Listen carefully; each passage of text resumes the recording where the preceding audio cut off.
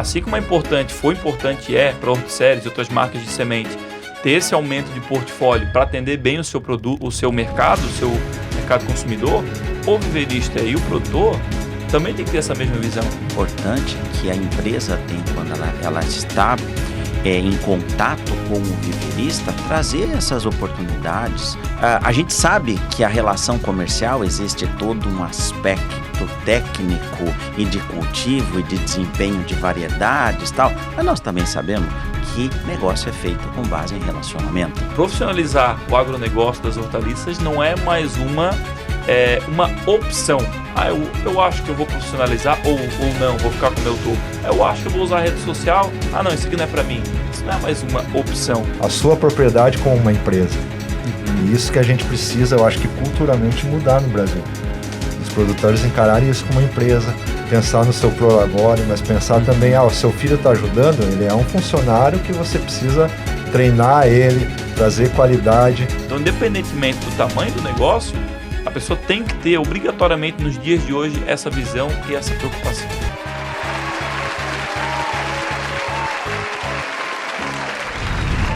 Começamos agora o 10º episódio do AgroConecta. Seja muito bem-vindo, muito bem-vinda. Esse que é um podcast, né, com o intuito de trazer informação para você, nosso amigo produtor, nosso amigo viveirista, você do agronegócio de hortaliças. O papo de hoje vai ser muito interessante, já adianto para vocês, muito bacana, com convidados mais do que especiais, mas antes de a gente começar o nosso bate-papo, não posso deixar de fazer um convite para você que está aí acompanhando a gente, curtir aqui o canal, se inscrever se não é inscrito ainda, ativar o sininho e deixar nos comentários onde é que você está vendo a gente, se os assuntos que estamos trazendo aqui está sendo agregador aí para o seu negócio e quais assuntos a gente pode estar trazendo para agregar aí na sua produção. A nossa missão aqui é trazer informação, conectar, na verdade, a informação dos nossos convidados, a nossa experiência, aí para você aplicar na sua produção e profissionalizar ela e levar ela para um novo nível, correto? Então, seja muito bem-vindo a esse 10º episódio. Já são 10, hein? O tempo voa por aqui. E o assunto de hoje, meus amigos, é o seguinte. É a parte do consumo das hortaliças.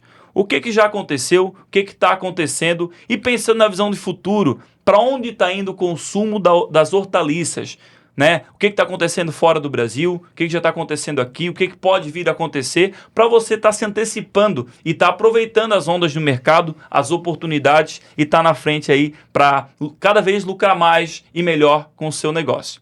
Meus convidados de hoje são grandes amigos, é um grande prazer recebê-los aqui hoje, aqui em Santa Catarina.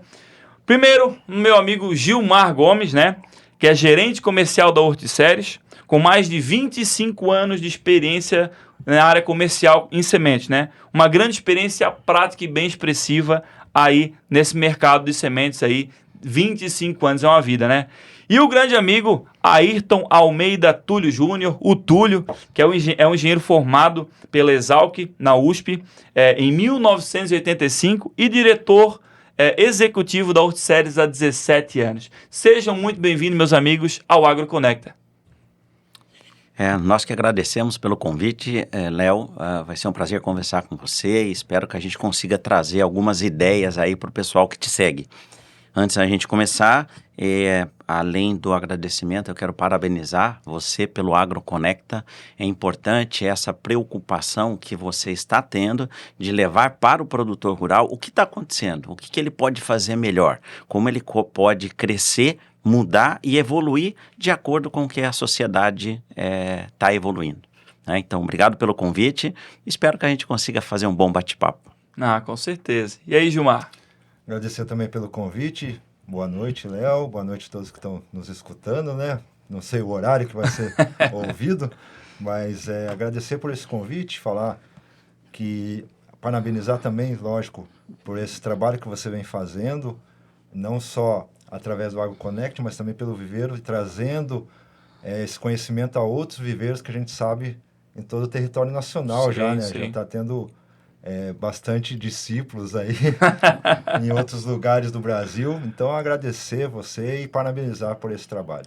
Não, obrigado, meus amigos. O intuito aqui nosso, né, desde o primeiro episódio até agora, e vamos estar continuando, como eu falei e reafirmo, é conectar a informação de vocês, são meus convidados aqui, com o nosso assunto hoje, que é a parte do consumo. A gente sabe que o consumo de hortaliças, ele vem mudando e evoluindo cada vez mais rápido, né? Mudando as tendências, mudando a forma de consumir, de se comercializar. E na visão de vocês, como é que tá a caminhada desse consumo, e até juntando, Túlio, com a história da Horticeres, né? Que é como já comentei com vocês, eu tenho um grande orgulho de ter uma parceria muito boa, Viver Usina com vocês, porque a Horticeres a gente vê como uma empresa campeã brasileira, sabe? Uma empresa que, entre aspas, bateu de frente, concorreu com multinacionais e conseguiu, com muito trabalho e muito empenho de todo mundo que fez sempre parte dessa equipe, chegar onde chegou hoje com muito empenho, né, Túlio? Legal.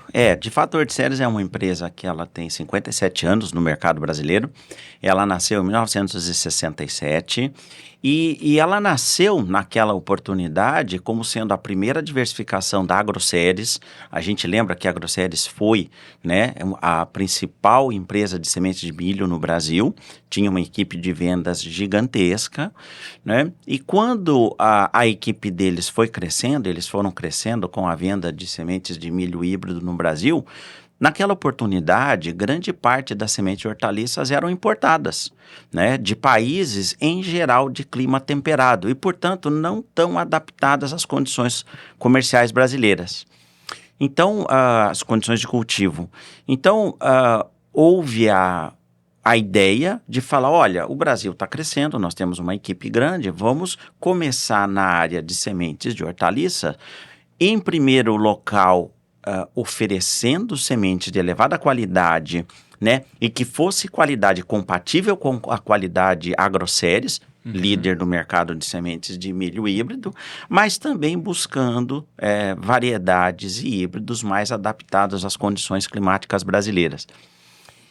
Em 71, ela fundou o departamento de pesquisa e durante esse tempo, como parte da Agroceres, a Horticeres inovou no mercado brasileiro. A gente gosta sempre de lembrar, as pessoas que têm aí cabelo branco como eu, que a Horticeres foi a primeira empresa a divulgar um manual de cultivo que se chamava Almanac Agroceres e era disputadíssimo pelos produtores do Brasil inteiro.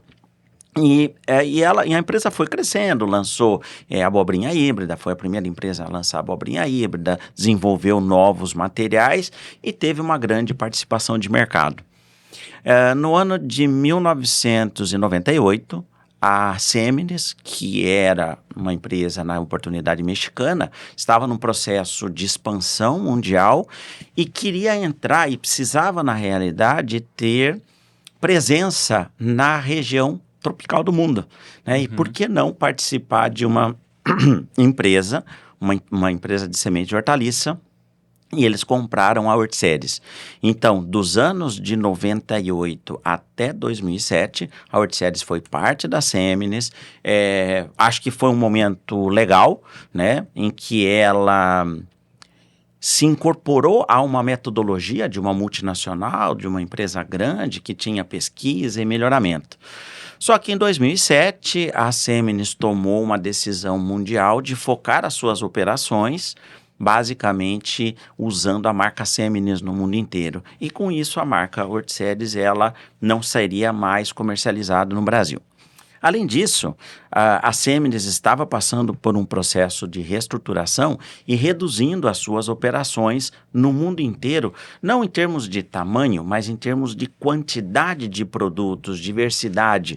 Montou-se naquela oportunidade um grupo de trabalho, que eles chamavam de Strategy Team, e esse grupo, ele, né, tentou mostrar para a Monsanto, olha, esse talvez seja o novo planejamento estratégico da empresa.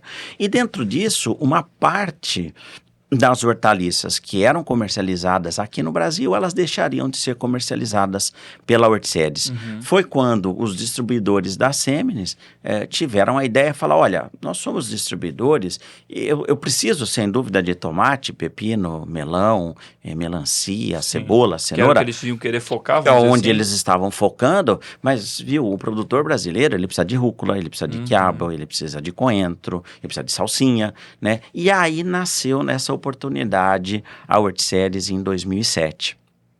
Dentro desse processo, nós começamos, né, o nosso grande compromisso era, como empresa brasileira, manter a qualidade que já existia há 40 anos de mercado, e nós que estamos no mercado sabemos que, 40 anos não é tão fácil a sua empresa subsistir e manter, né, a imagem e a reputação de qualidade, né? Então nós começamos e sem dúvida desenvolvemos uma linha paralela, né, com a empresa, a Seminis, mas conforme a empresa ela foi crescendo e nós fomos nos organizando, nós fomos tendo a oportunidade de desenvolver novos produtos, né? Tomates híbridos, pimentões, alfaces, resistente ao pendoamento prematuro, né? Ou seja, a empresa cresceu bastante e hoje ela está nesse formato, que é uma empresa 100% nacional, que continua buscando sementes que sejam adaptadas às condições climáticas brasileiras e com um sistema de distribuição focado basicamente no Brasil. Hoje nós vendemos, né, para o Brasil inteiro, mas agora que as coisas estão caminhando, né, nós já temos fazendo exportação, na realidade, para outros países, por exemplo, Paraguai, Colômbia, Bolívia, exportamos para Costa Rica, estamos testando material em outros países da América do Sul. Então, esse é um pouquinho da história da Horticeres, com certeza. Mas que bacana, uma coisa que eu não sabia é a questão de os distribuidores, naquela ocasião, se tornaram, então, sócios, e por isso que, então, vários distribuidores no Brasil eram sócios da Horticeres, então. Isso, né? Para manter a Horticeres viva. A linha de produtos. E imagine assim, você como uma empresa de distribuição de sementes, você precisa de tudo, você precisa do portfólio. Você visita o viveiro usina e vai te oferecer, você não pode chegar e falar assim, olha, Léo, eu tenho tomate, eu tenho pimentão, eu tenho pepino. Mas você semeia. Né? Ainda mais hoje com a concorrência tão acirrada, né? Exatamente. Todas as marcas de semente, todo mundo tem praticamente de tudo e tem que ter um portfólio bem completo, né? E eu acho que a gente pode usar um pouco a experiência que o Gilmar tem, né? Que trabalhou muitos anos na área de vendas, e para você chegar, né, o Gilmar, num cliente e falar, olha, se eu tenho meia dúzia de produtos, é uma coisa. Agora, quando você puxa o teu portfólio, você facilita e você fideliza, né, Gilmar? Você consegue ter uma entrada melhor no cliente, eu acredito, com certeza, né? Porque você chega, ainda mais o Brasil que é continental, né? Tem lugares que plantam só melão, tem lugares que plantam só tomate, é muito centralizado as coisas. Você chega com um portfólio pequeno, eu estou no sul, vou vender só melão. Não consigo. Meu mercado é muito pequeno, então eu preciso crescer isso com um leque de produto. Nada mais fácil do que aumentar o portfólio. Eu acho que e até outra coisa interessante, trazendo para a realidade do produtor e do viveirista, é a variação de produtos no portfólio dele também. Assim como foi importante para a Horticeres e outras marcas de semente, ter esse aumento de portfólio para atender bem o seu produto, o seu mercado consumidor, o viveirista e o produtor também tem que ter essa mesma visão. Por quê? Se um viveirista só sabe fazer alface ou só faz alface, é aquilo que a gente estava no viveiro hoje conversando. Quando o mercado de alface cair, o que ele faz? Então ele tem que fazer tomate, ele tem que fazer brassicas. O produtor, se ele produz só alface, é a mesma situação. O mercado sempre pós-inverno no Brasil de alface acaba caindo, então sempre ter um leque de produtos eu acho muito interessante também para o produtor, né? Eu até tenho alguns clientes, por exemplo, que faziam só tomate. A gente sabe que era viveirista de trabalhar só com tomate. Ele ficava sazonal, 4 meses parado a estufa, pagando estrutura. Estrutura, então, funcionário, muitas coisas. A estrutura continua tendo despesa. Você precisa também aumentar o teu portfólio dentro do viveiro, sem dúvida. Sim. E esse é o papel, né, o Gilmar, importante que a empresa tem quando ela está em contato com o viveirista, trazer essas oportunidades, falar da importância de você não manter o teu negócio parado e ocioso. Você tem que dar um jeito de manter a tua atividade rodando o tempo todo. E aí, é assim, A gente sabe que a relação comercial existe todo um aspecto técnico e de cultivo e de desempenho de variedades e tal, mas nós também sabemos que negócio é feito com base em relacionamento. Então, quando 100%. você fala de relacionamento, uma coisa é, a Horticeres é uma empresa que tem de alface até tomate. Quando você conseguiu estabelecer uma relação de confiança, e essa é outra base, né, de qualquer operação, é a relação de confiança, é muito mais fácil você chegar para o cliente, pro viveiro, para o agricultor e falar, viu, olha, você planta tomate e se você fizesse tal cultura, mas o cara já confia em você. Sim. Ele não vai tipo assim, mas quem que é essa empresa? O que é esse que ele cara? tá querendo com que ele isso? está querendo? Será que é uma empresa séria? Aham. Né? Será que é uma empresa que vai trazer soluções ou, entre aspas, problemas para nós? Sim. Então, a partir do momento que a gente tinha uma reputação, a gente tem, né, uma reputação de qualidade no mercado, a partir do momento em que existe uma relação de confiança muito grande entre a Horticeres, os viveiros e os produtores, foi dentro de tudo isso que a gente resolveu posicionar a Horticeres e manter como é hoje, né, uma empresa com um portfólio completo e focada no produtor profissional. Para nós isso é importante. Sim. Lógico, a gente sabe que o mercado de home garden é legal, ele é interessante, mas é um mercado um pouco diferente que nós não estamos acostumados. Sim. Né? Então, nós, enquanto empresa, e creio que os produtores, a gente tem que sempre direcionar os nossos negócios naquilo que vocês acreditam que você faz bem. E aí Toda empresa tem que ter uma cultura. Ela A tem que ter uma cultura cultura. do produtor rural e do garden, por exemplo, são totalmente diferentes. Totalmente né? diferentes, As exigências, nós, por exemplo, a usina tem a mesma visão dessa parte de focar no produtor rural. Sim. Não que tenha algo de errado em focar na venda de varejo, de floricultura, garden, nada do tipo. Mas a nossa vocação e nossa vontade é servir realmente o DNA, produtor. né? É o DNA, é a cultura nossa, é essa aí. E, ô Túlio, você que é um profissional que teve a oportunidade de trabalhar fora do Brasil pela Seminis, morou nos Estados Unidos, Sim. é um cara que eu sei que viaja o mundo em busca de materiais, de genéticas, de hortaliças. O que você vê do consumo fora do Brasil?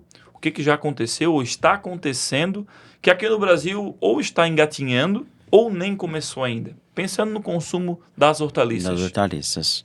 Então, né, eu acho que a gente tem que, quando fala de consumo, primeiro a gente tem que dar uma parada, né, e olhar para o nosso mercado, porque muitas vezes o mercado mudou e a gente não percebeu, né, mas o mercado está aí, o mercado está mudando.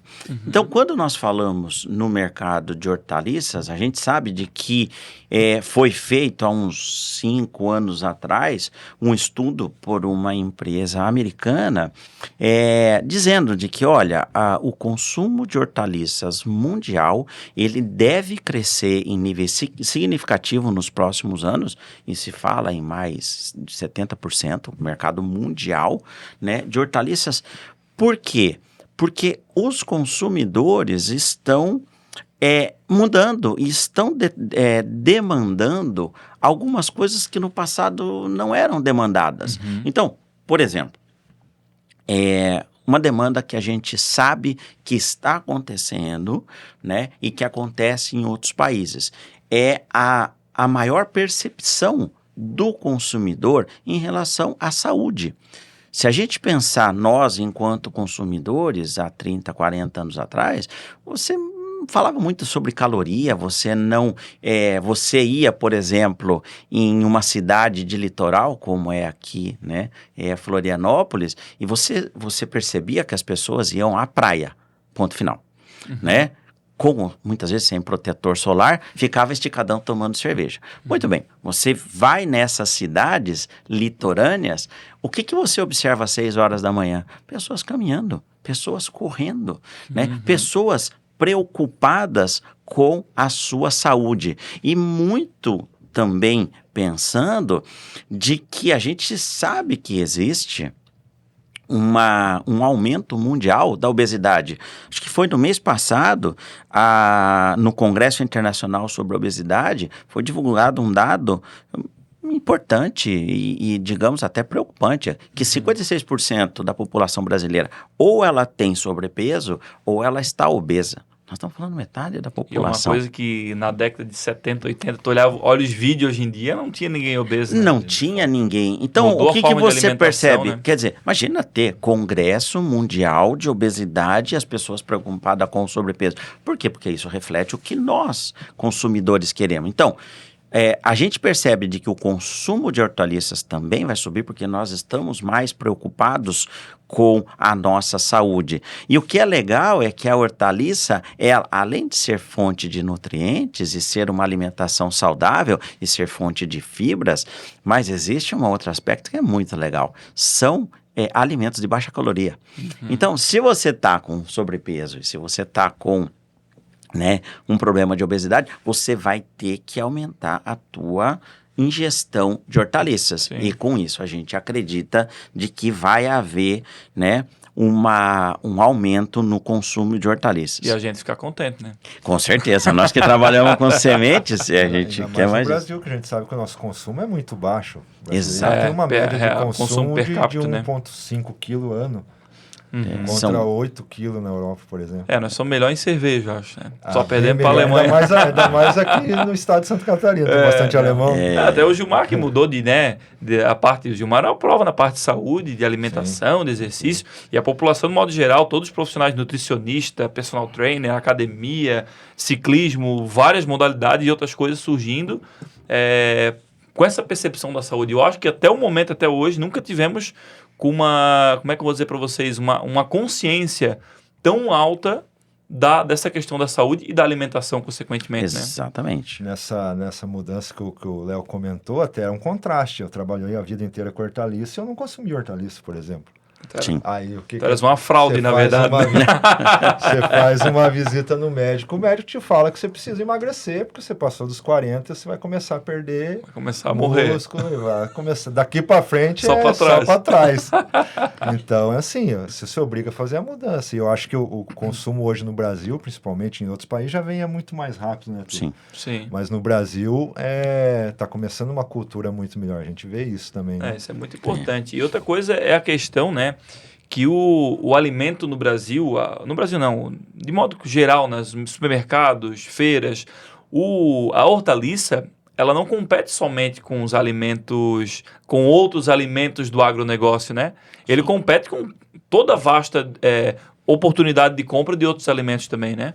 Então, acho que é uma coisa legal da gente lembrar, Léo, é que a hortaliça, no final, a gente sempre fala que nós estamos no agro, nós somos uma empresa de sementes e tal, mas no final da história, o nosso negócio é a alimentação. E é aquela história que nós temos que pensar, será que quando a gente for oferecer para uma criança levar a sua merenda escolar, ele pode selecionar de levar um pacotinho de um produto industrializado, de uma bolacha, ou ele pode levar um pacotinho com cenourinhas, por exemplo, ele pode levar melão, ele pode levar melancia, ele pode levar outras hortaliças. E aí entra num outro ponto que nós não podemos nos esquecer, lembrando de que a nosso concorrente são os alimentos que estão na prateleira do supermercado. E aí você começa a entender um pouquinho mais da necessidade do consumidor. O que o consumidor quer? O consumidor quer segurança. Ele quer comprar uma hortaliça e consumir e não estar preocupado se a hortaliça pode ter contaminação, que seja de defensivos, que seja de águas poluídas, que seja, por exemplo, de coliformes fecais. E eu costumo brincar com o pessoal, a tranquilidade que nós, indústrias, temos que dar para o consumidor é de que ele vai consumir um produto que, antes de mais nada, é saudável. Quando nós tomamos cerveja, por exemplo, quanto de nós ficamos preocupados se a água que foi produzida, a cerveja, ela é uma água tratada ou se ela é uma água que contém resíduos, produtos ruins, coliformes fecais. Você abre a cerveja, você vai tomar cerveja. Porque você sabe, você não pensa. Sim. Agora, na hortaliça, a gente pensa. Então, nós, enquanto indústria, nós temos que mudar isso aí. O consumidor tem que pegar um tomate, ele tem que comprar uma cenoura e ter tranquilidade que o produto é bom, que o produto ele é saudável e ele é seguro, né? Pensando um pouco nisso aí também, né? A gente percebe de que com o avanço do digital e a disponibilidade de informação, hoje tudo que você quer pesquisar, você entra no Google da vida ou na inteligência artificial e você tem um monte de informação. E o que a gente tem percebido mais fora do Brasil é a preocupação do consumidor sobre quem é o teu fornecedor. Ah, beleza, eu vou comprar um chocolate, será que a empresa que eu vou comprar um chocolate, ela é uma empresa idônea? Aonde foi produzido? Essa empresa se utiliza de boas práticas, né? O pessoal fala muito sobre ESG, né? Que é a preocupação que você tem com o meio ambiente, com a saúde e com a governança corporativa. Então, isso aí já existe, isso tem que ter também do nosso produtor. Nós temos que estar, enquanto indústria, preparado para que o consumidor, né, ele possa pegar uma embalagem de melões picadinhos e vai para colocar para o teu filho e você bate no QR Code, você vai saber o nome da fazenda que foi produzido, o dia que foi colhido, o nome da variedade, né? E se você...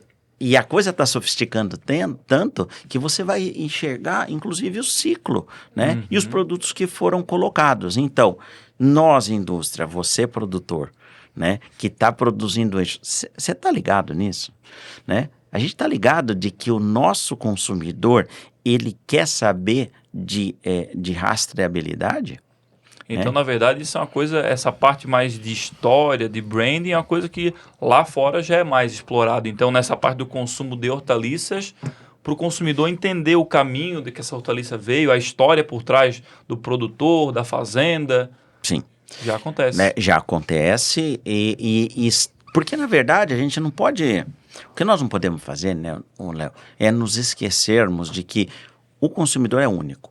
Sim. O cara que compra queijo é o cara que compra hortaliça, que compra cerveja, que compra iogurte, né? Então, esse consumidor, ele quer sim, ele quer entender, viu? A pessoa que eu estou comprando respeita o meio ambiente ou não?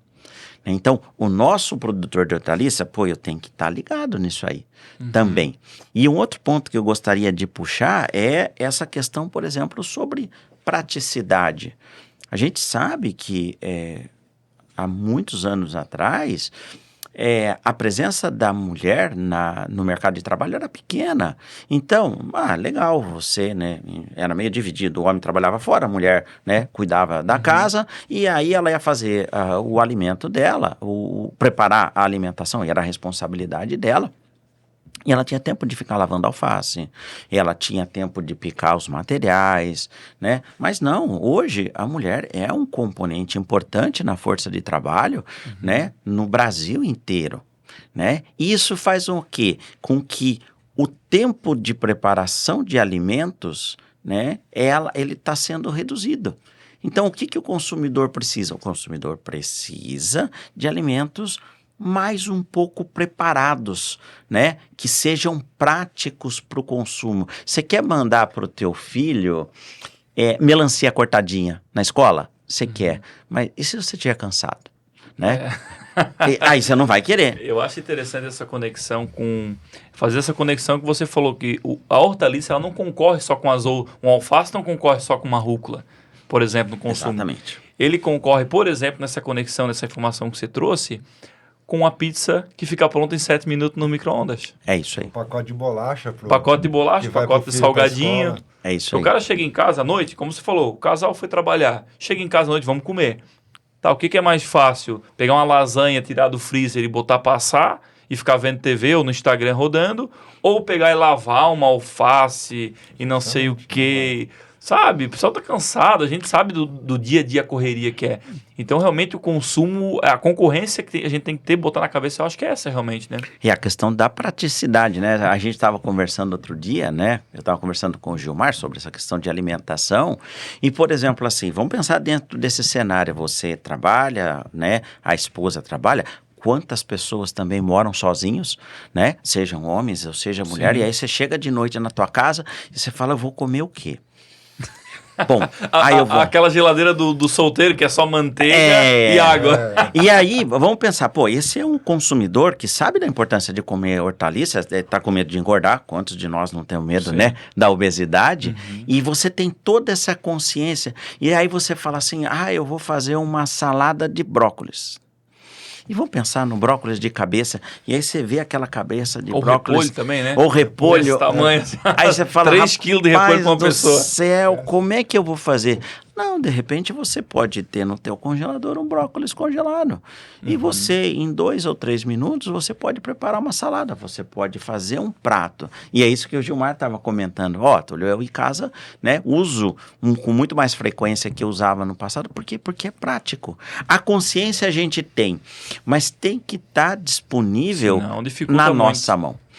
Né? Você não vai chegar, assim, quantos de nós, né, e os que estão nos escutando, sai do trabalho cansado, no final do dia você fala, bom, agora eu vou passar em algum lugar comprar comida. Não, ela vai estar na tua geladeira e ela tem que ser prática, ela tem que ser de fácil preparo, né? Ela tem que ter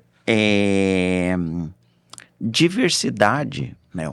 Porque a gente vê que essa é uma coisa que o consumidor final, ele está mudando, né? Num passado, eu gosto de usar o exemplo de cerveja, né? Então você falava... Também gosto bastante. A gente tem que tomar também. Né? Mas pensa assim, você ia fazer um churrasco no domingo, e antes era muito comum de que você falasse assim, eu vou comprar cerveja. Tinha 3 marcas de cerveja, né? Você comprava uma, outra ou outra e deu. Acabou. Bom, vamos pensar de novo na evolução do consumidor. Antes, você convidava um amigo teu para comer um churrasco e, em geral, você comprava carne, você comprava cerveja, você comprava tudo. Hoje, grande parte do churrasco não tem vergonha nenhuma de você falar para a pessoa, traga bebida. E aí você observa, né, a tua geladeira, que conforme vão chegando os convidados, tem vários tipos e várias marcas de cerveja, né? Quando as cervejas IPAs começaram, todo mundo olhava e falava, nossa, que negócio o bigode, né? Aí hoje o cara vai tomar Pilsen e fala, nossa, mas não tem gosto. O consumidor mudou. Sim. Concorda? E aí... E a quantidade de variedade também, né?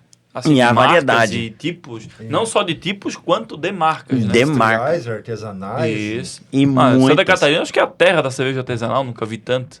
E aí você pensa assim, esse mesmo cara que quer diferentes tipos de iogurte, né? Vai no supermercado e olha a quantidade de iogurte, marca, sabor que existe, né? Você vai tomar cerveja? Tem um monte. Então, essa mesma pessoa não quer ir no supermercado e comprar tomate redondo. Somente, né? Somente. Só ter isso disponível. Ele quer ter o tomate redondo, ele quer ter o tomate Santa Cruz, ele quer ter o tomate italiano, ele quer ter o tomate cereja, ele quer ter o grape, ele quer ter o grape amarelo, ele quer ter o tomate com rama. Ele não quer escolher tomate, ele quer comprar tomate em sacolinha que já veio escolhido para ele, né? Então, você tem, por exemplo, os tomates japoneses, né? Ou seja, o consumidor está comprando isso aí. Por quê? Porque ele está acostumado. E muitas vezes, quando nós falamos do nosso agro, a gente fala, é tomate, é tudo commodity. Não é mais. Eu acho que essa parte da gourmetização de vários setores, como o da cerveja, como disso, daquilo, da carne, do hambúrguer, Sim. Vários setores que deu essa gourmetizada, vamos dizer assim, a grosso modo, o nosso HF, nossa hortaliça, ainda está caminhando um passo um pouco mais atrás em relação a isso, então, né? E você vê que todos, esse monte de cerveja, esse monte de hambúrguer, todo mundo tem o mercado deles. Por que o nosso mercado de HF, a gente não consegue gourmetizar isso também? Sim. Buscar esse diferencial. Até porque quando se gourmetiza, se aumenta o valor. Claro, exatamente. Você agrega valor, você trabalha qualidade. Porque se tu sai da commodity e vai para algo que tem um valor agregado mais Você alto. vai levar um diferencial. Exatamente. Então, aí a gente vê que o produtor, e a gente fala de que o mercado está mudando e às vezes a gente não percebe, vamos falar um produto, alho poró. Há 10 anos atrás, nós brasileiros não sabíamos o que era, né? E aí, por causa de uma mudança, não exclusivamente só no nosso hábito de consumo, mas nós estamos vivendo uma mudança na maneira como a gente recebe a informação. Há vários anos atrás, né? E eu lembro que a gente fez um bate-papo com o pessoal da nossa agência de propaganda.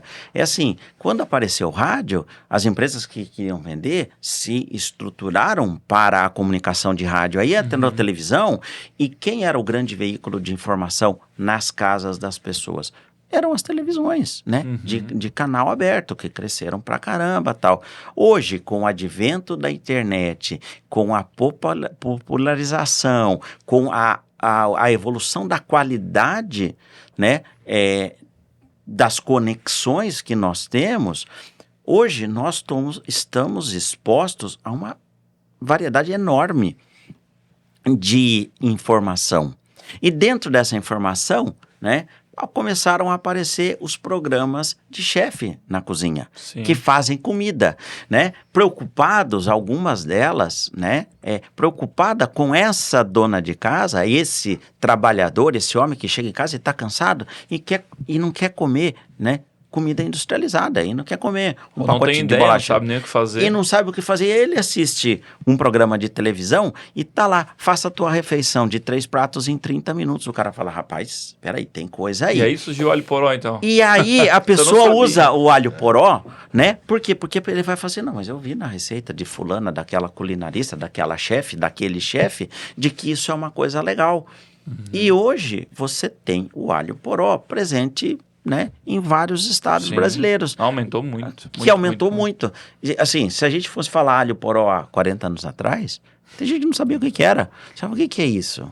Né? Uma cebola grande. Exatamente. Então, você vê como é que é legal, e por isso que eu gosto sempre de dizer, tá bom, o mercado está mudando.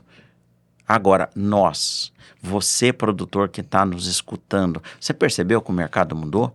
Você entendeu de que dentro do processo de mudança, nós, enquanto fornecedores de produtos e serviços, nós temos 2 opções. Ou a gente entrega, ou a gente quebra. Simples. A equação é muito simples. Se você não entregar, bicho, teu concorrente vai fazer, né? Então, nós estamos percebendo que as coisas mudaram, que as coisas evoluíram dessa maneira.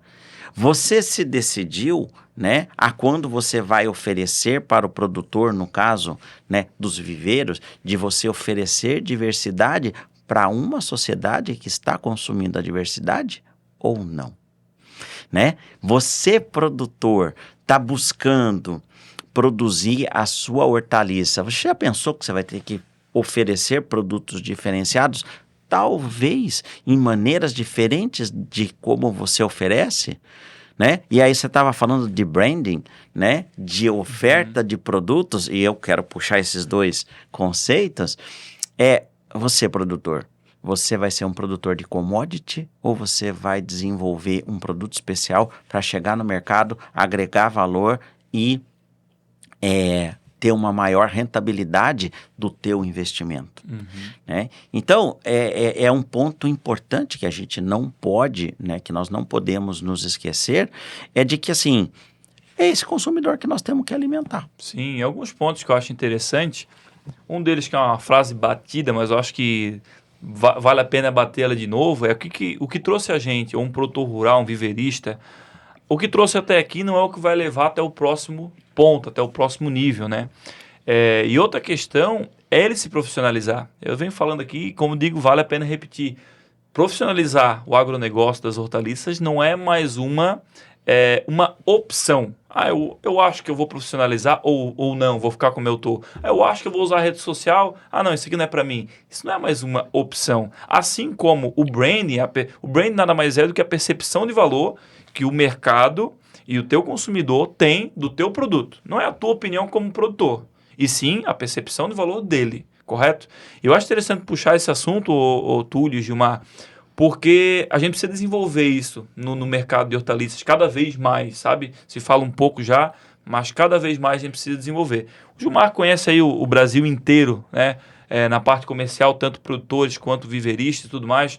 Você acha que hoje esse mercado ele já está falando disso ou está preparado para essa geração de valor, pensando nesse novo mercado de consumo? Então, até você vinha falando, eu vim interiorizando algumas coisas, né? O sábado agora a gente participou do 10º Congresso de Liderança e Inovação. E durante o congresso se falou demais sobre isso, atendimento a cliente e como chegar no teu cliente.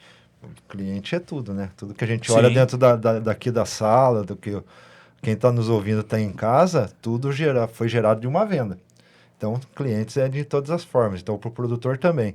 E se falava muito, se atendeu o seu cliente muito bem hoje, porque você atendeu hoje, seu cliente saiu satisfeito, amanhã já é outro cliente. Pode ser a mesma pessoa, mas o cliente é diferente, porque ele vai estar diferente, com gosto diferente. A exigência é diferente. Se ele experimentou uma coisa muito boa hoje, amanhã ele quer melhor ainda. Então, se você diminuir a tua qualidade ao entregar para esse cliente, ele vai sentir isso. Então, você tem que cada dia mais trazer uma qualidade melhor para atender esse produtor, ou esse cliente e esse produtor, no caso dos viveristas. Sim. E isso, assim, alguns lugares já vem se profissionalizando, mas eu acho que precisa aumentar. O produtor ainda não encara muito, pelo menos aquilo que a gente vê num contexto geral, a sua propriedade como uma empresa. E isso que a gente precisa, eu acho que culturalmente mudar no Brasil. Dos produtores encararem isso como uma empresa, pensar no seu prolabore, mas pensar também, o seu filho está ajudando, ele é um funcionário que você precisa treinar ele, trazer qualidade para ter para essa qualidade chegar mais para frente. Então a gente vê isso em poucas propriedades no Brasil. E quem está se profissionalizando vem crescendo no mercado. Vem crescendo em estrutura, vem crescendo em faturamento, em ganho e também já desenvolvendo essa parte de qualidade. A gente já vê alguns grandes produtores que já têm um diferencial de qualidade e a sua propriedade já virou marca. Sim. Você vai no mercado, você vê... Até para trazer esse branding reverso lá na gôndola, eu acho que trazendo essa ideia do Túlio que tem lá fora, de no QR Code contar de onde é que está vindo a propriedade, está vindo aquele alface, mas não só falar é o Joãozinho que produz. Não. Contar a história do Joãozinho, da família do Joãozinho, que é de origem alemã, que não sei o quê. Sabe, contar essa história para gerar valor. É storytelling. Claro, storytelling move o mundo, né? Claro. E isso já está virando realidade. Então, você já consegue fazer a tua propriedade ser marca. Né? A gente vê nas embalagens hidropônicas de alguns clientes, né, que são clientes nossos. A hidroponia nossos, se vê muito isso. Se vê bastante, mas também vê em tomate, vê em melão. A gente visitou há uns 15 dias uma fazenda de melão que exporta melão. Isso do QR Code vem muito à mente. Você bate o QR Code na carga, você tem todo o rastreio dele, desde caderno de campo. Você falou um pouquinho de caderno de campo no podcast passado. Então, é importante isso. Ter todo esse rastreamento e entender a história do produto até chegar no consumidor. O consumidor quer saber hoje o que ele está consumindo. Sim. E o que é importante, né, Gilmar, é entender que o consumidor, ele é a pessoa que vai ditar, né, o que ele quer. Totalmente. E cabe a você entregar ou não. E eu gosto de contar uma história que eu acho interessante. Eu tive a oportunidade de trabalhar 3 anos nos Estados Unidos, entre 2004 e 2006. Né? Eu trabalhava pela Seminis, né? Uma empresa de sementes de hortaliça. E naquela oportunidade já existia nos supermercados, por exemplo, as alfaces processadas ou minimamente higienizadas, numa quantidade boa, numa certa diversidade. E aí a gente mudou, né? Fui eu, minha esposa, eu tenho 3 filhos. E assim, a minha esposa adorava, né? Fazer salada, que é muito mais fácil. Você abre o saquinho e tá ali a alface pronta para o consumo. Bom, isso aí a gente assumiu e assimilou muito rapidamente. E uma coisa que eu me lembro é que eu comecei a ver a oferta de melões em diferentes tipos de melão, que sejam o cantaloupe, que seja o honeydew, por exemplo, e o melão cortadinho. E eu via a melancia cortadinha. Dentro da minha cabeça aqui de brasileiro, quando eu olhava aquele negócio assim, vinha o potinho e o potão da melancia cortadinha, e eu olhava assim e falei, rapaz, mas não vai dar certo, não é possível. O americano é muito frescura, forgado, né? é muita frescura. Isso aí vai morrer, porque estava começando a indústria, né, desse minimamente processado, né, das cucurbitáceas, do melão e da melancia, e para mim, eu juro pra você que eu olhava aquilo no supermercado e falava assim, não vai dar certo. Vai quebrar esses caras e tal. Muito bem. No começo desse ano, eu participei, né? Eu sempre participo de um congresso de sementes no mês de janeiro, esse é nos Estados Unidos, e eu sempre visito supermercado, porque, né, eu tô nesse mercado de semente de hortaliças, na verdade. Só eu, cara. Acho que todo mundo trabalha com hortaliça faz isso, né? faz isso, vai né? no mercado, em qualquer Cara, lugar. Eu fui na Argentina agora, mês passado, mas todo mercado que eu ia lá olhar os preços, os produtos, eu olhar e como ver embalava. a tendência. Tentar entender. E aí, rapaz, eu resolvi visitar, né? Toda vez eu visito, mas o que me chamou a atenção em alguns mercados nos Estados Unidos é assim, não tem mais melão e melancia para você comprar, só tem processado. Então, isso para mim foi aquele paradigma, você fala, rapaz, como eu errei feio, né? Porque para mim esses caras iam quebrar. E foi muito pelo contrário, né? Nesses supermercados, você não tem mais o melãozinho para você cortar em casa, você não tem mais a melancia. Você tem o produto cortadinho. Por quê?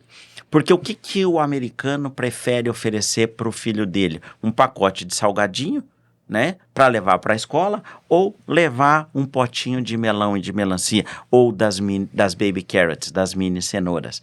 Então, veja, é importante que o nosso produtor, ele entenda que o consumidor está mudando, que o consumidor ele tem demanda e que ou ele atende ou alguém vai atender no lugar dele. A equação é muito simples, né? Então, de que lado tu quer estar? Ah, mas será que eu tô vendo? É só olhar para trás, né? A gente falou sobre saúde, pô, né? Veja a mudança que a gente tem hoje. Falando de profissionalizar e pegando um pouco o gancho disso que o Túlio está falando, hoje, a gente pode pegar o exemplo da maçã, que aqui é um estado produtor. Há um tempo atrás comprava maçã de caixa e a maçã pequena era descarte, você não conseguia vender, ou você via vendendo na beira da estrada as maçãzinhas pequenas ensacadas. Veio um genial, pegou uma marca, colocou num pacotinho pequeno e vende para as crianças com essa marca de um desenho animado. Sim. Isso é agregar valor. E o produto, e lembra da maçã, continua a mesma coisa. A mesma maçã. Antes não valia nada, agora valia vale. Nada porque era uma maçã de segunda que era pequenininha, não se vendia. Né? Se vendia em beira de estrada. Sim. E hoje agregou valor. Se vende até mais caro do que a maçã de primeira, se for pensar. E eu acho que a questão, às vezes eu acho que o que pega muito o produtor e o viverista em relação a essa parte de profissionalizar, visão de empresa, eles acham que quando se fala disso, não, tem que ter um negócio grande. Não. E muito pelo contrário, para você ter um negócio grande, ou criar um negócio grande, todo negócio grande começa pequeno. E para você chegar a ele de pequeno a grande, você tem que ter essa mentalidade, esses processos, essa visão, para um dia chegar a ter um negócio médio ou grande. Então, independentemente do tamanho do negócio, a pessoa tem que ter, obrigatoriamente, nos dias de hoje, essa visão e essa preocupação.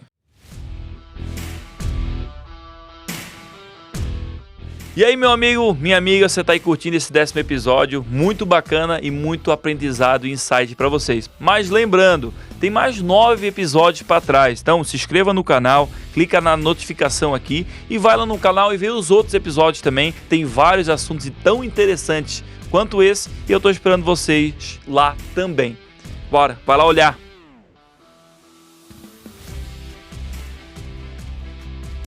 E outro ponto, Léo, quando a gente se fala de tamanho, e nós não podemos não esquecer, e nós conversamos hoje à tarde, né? É assim, qual é um dos grandes gargalos que nós temos hoje no Brasil, nas empresas, nas propriedades rurais? Mão de obra. Certo? Então, por mais que você acredite que o consumidor, o produtor, ele queira crescer, mas a gente sabe de que é uma alimentação na agricultura, sim, mas também é uma alimentação na indústria, né? É uma alimentação na indústria de serviços, no comércio, de maneira geral.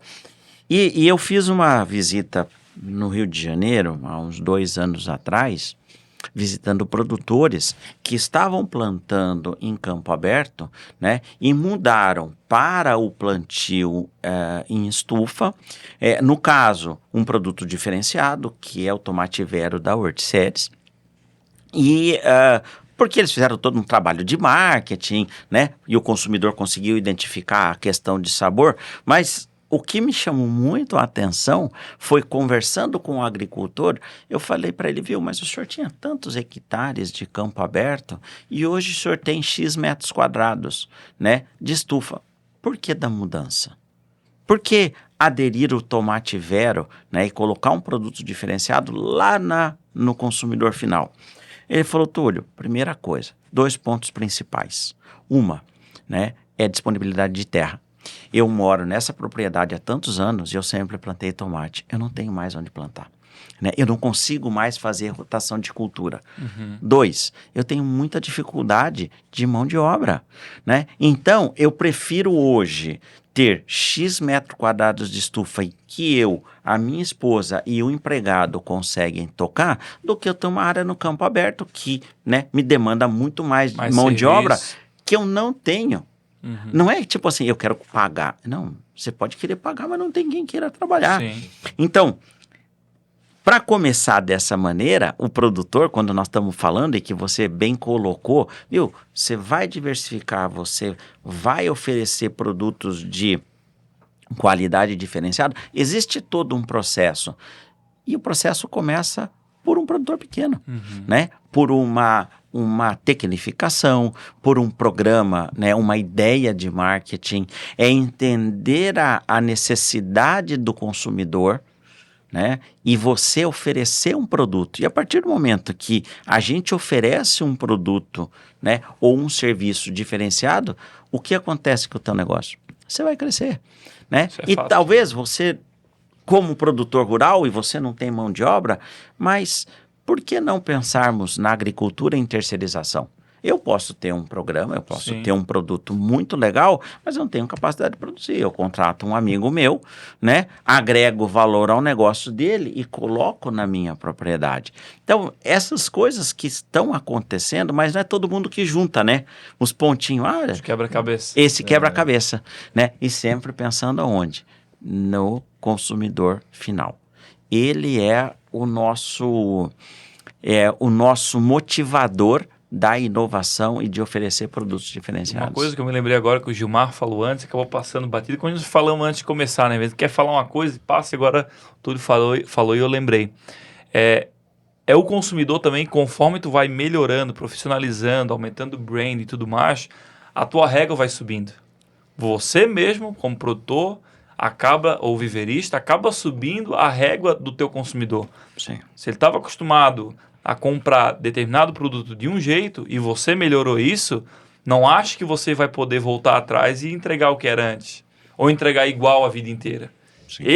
Isso eu digo que a gente sentiu na pele. Na usina, a gente há 7 anos atrás, quase 8 agora, a gente veio com as ideias inovadoras de gestão, de qualidade, de processos, pensando sempre no produtor, na satisfação e para facilitar a produtividade dele. E a gente, depois de um período, conseguimos angariar muitos clientes, sempre crescemos nos 3 primeiros anos, 100% todos os anos. Hoje a gente cresce, ano passado crescemos 35%, 40%. Uau. Todo ano cresce isso praticamente. O Túlio esteve lá hoje à tarde, vamos ampliar novamente. Então, assim, sempre com essa missão. Mas nós nos deparamos um tempo atrás agora, que acontece problemas, deslizes, imprevistos em qualquer produtor rural ou viverista. Isso é fato. Sim. E a gente se deparou com a cobrança do nosso cliente. E nós olhamos, mas, meu amigo, mas isso aqui ainda é melhor, talvez, do que você comprava antes, ou do jeito que você era tratado antes, mas a régua agora é a nossa própria régua. Ele está comparando não com o que ele comprava antes, e sim com o que ele comprou nosso, ou com o que ele compra. Então não pode estar voltando atrás. Não. E o mercado consumidor, né, Léo? Ele não está muito admitindo erro mais. Não. Cada vez mais exigente. A partir do momento que você entregou e que essa régua sua mesmo começa a baixar, o consumidor vai buscar em outra parte. Sim. O que fica, de repente... E o próprio mercado subiu daí. Exatamente. Sobe a régua. Já subiu. E o teu concorrente vai lá e entrega igual ou melhor que você vai ter que subir de novo.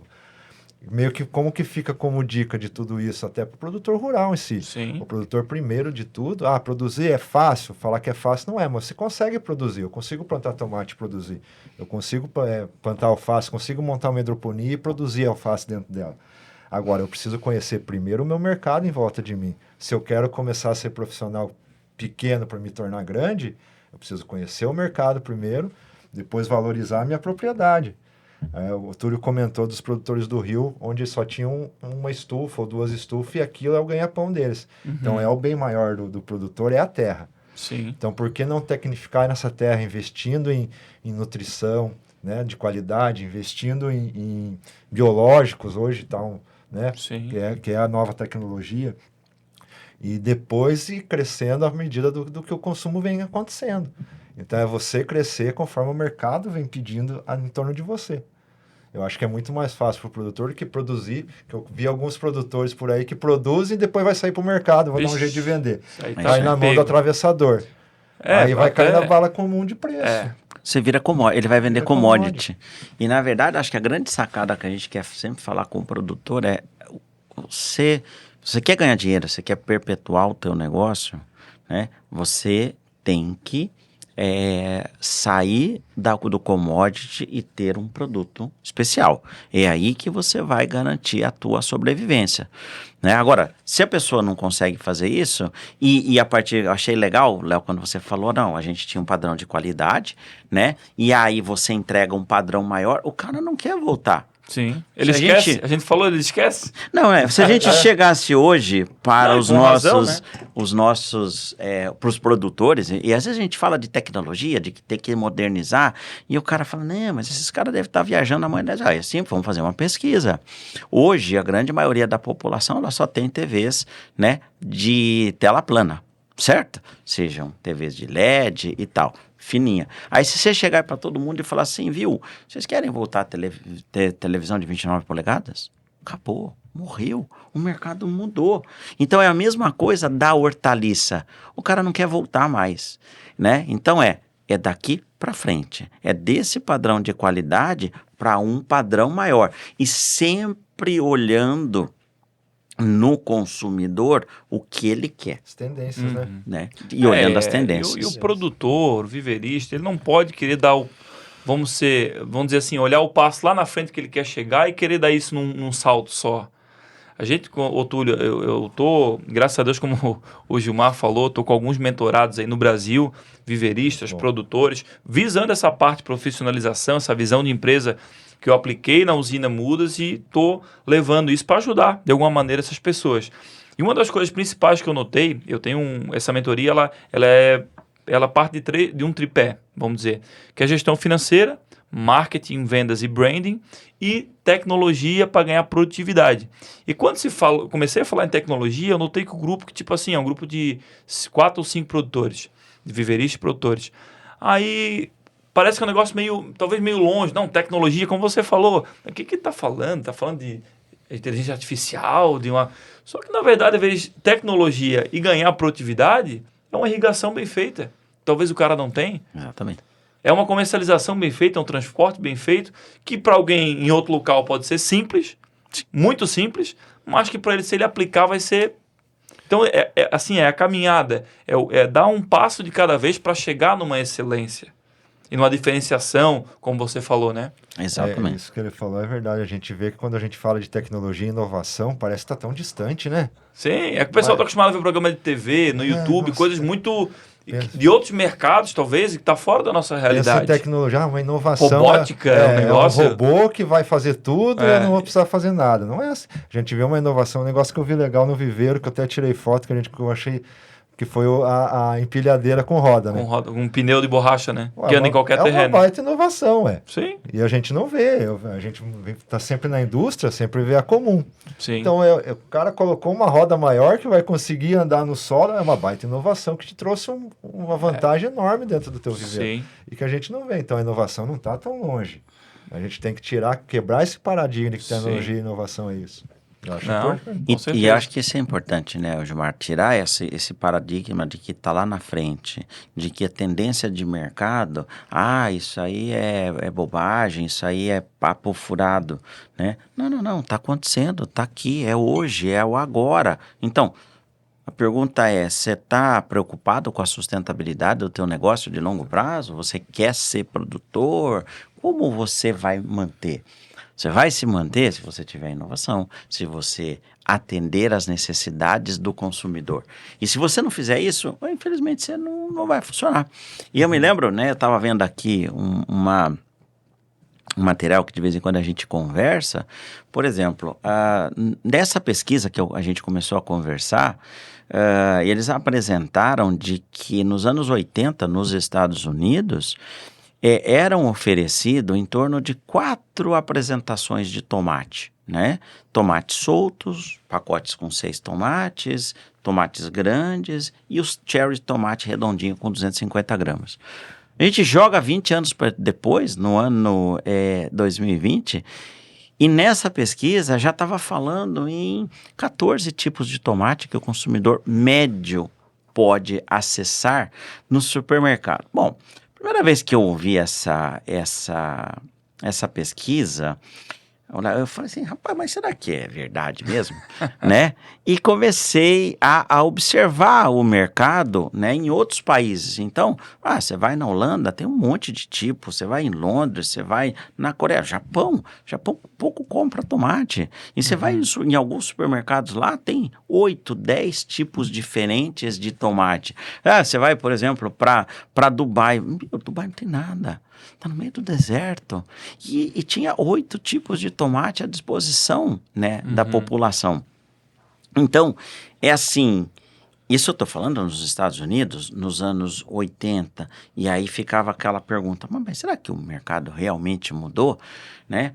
Beleza. Aí eu me lembro que eu fiz uma pesquisa numa das vezes e fui, né, no supermercadista nos Estados Unidos e contei, acho que eram 12 tipos de tomates, né? Disponível numa loja, 13 tipos de tomate. E eu pensei, rapaz, mas eu acho que, né, mas americano é diferente, é um país de primeiro mundo, tal. Beleza. Consumista, tal, e, né, e menos ainda preocupado com essa questão, enfim, fiquei meio desconfiado. E a Hortzeres, ela produz sementes no norte da França, no noroeste da França, de chicórias e de almeirão. E aí eu estava lá, né, uns 3 anos atrás, e eu estava numa cidade de interior, né, e eu falava, vou no supermercado, não vou aguentar, né, e fui no supermercado. Eu estou falando de uma cidade de interior, eu não estou falando de uma capital, tá? E estava lá numa rede de supermercados que pertence ao grupo Carrefour, estava ali 10 tipos de tomate no interior. Bom, passou um tempinho, eu falei, não, mas não é possível, né? Isso aí é coisa de país de primeiro mundo.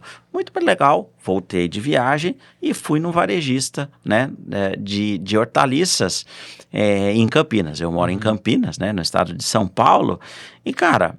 No dia que eu cheguei de viagem, tinha 8 tipos diferentes de tomate. Então, assim, quando você fala aqui, será que o mercado vai mudar? Ele não vai mudar, ele já mudou.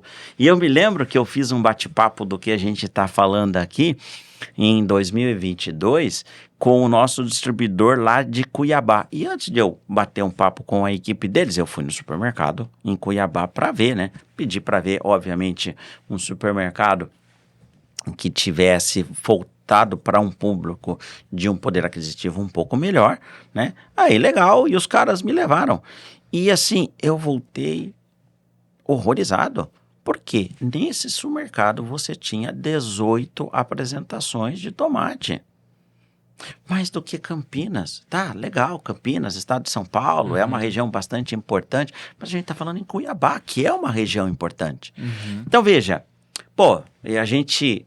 Olha que os Estados Unidos a coisa mudou. Você vê que na Europa mudou. No Brasil, em pontos diferentes, mudou.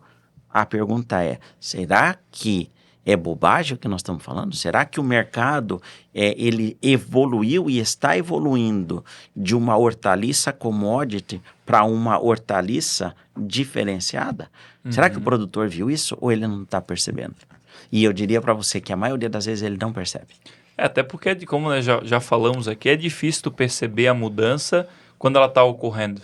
Exatamente. Isso sempre é bom pensar fora da caixa, dar um passo para fora do ambiente, vamos dizer assim, né? E olhar a situação e tentar ser crítico com aquilo.